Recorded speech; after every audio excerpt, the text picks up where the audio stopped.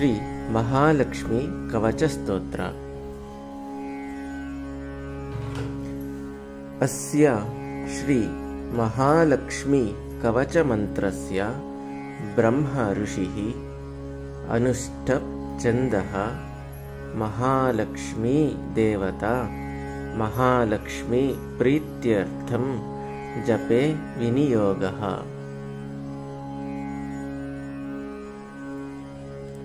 इंद्र उवाच समस्तकवचानां तु तेजस्वी कवचोत्तमम् आत्मरक्षणमारोग्यं सत्यं त्वं ब्रूहि गीष्टते।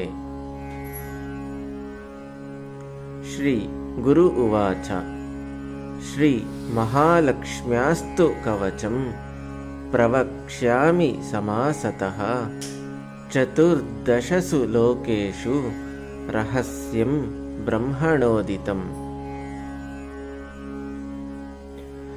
ब्रह्म उवाच शिरो मे विष्णुपत्नी च ललाटम् अमृतोद्भव चक्षुषी सुविशालाक्षी श्रवणे सागराम्बुजः। घ्राणं पातु वरारोहा जिह्वा माम्नय रूपिणी मुखं पातु महालक्ष्मी कंठं वैकुंठवासिनी। स्कंदौ मे जानकी पातु भुजौ भार्गव नंदिनी बाहु द्वौ द्वविणी पातु करौ हरिवरांगना। वक्षः पातु च श्रीदेवी हृदयं हरसुन्दरी कुक्षिं च वैष्णवी पातु नाभिं भुवनमातृका। कटिं च पातु वाराही शक्तिनी देवदेवता ऊरू नारायणी पातु जानुनी चंद्रसोदरी।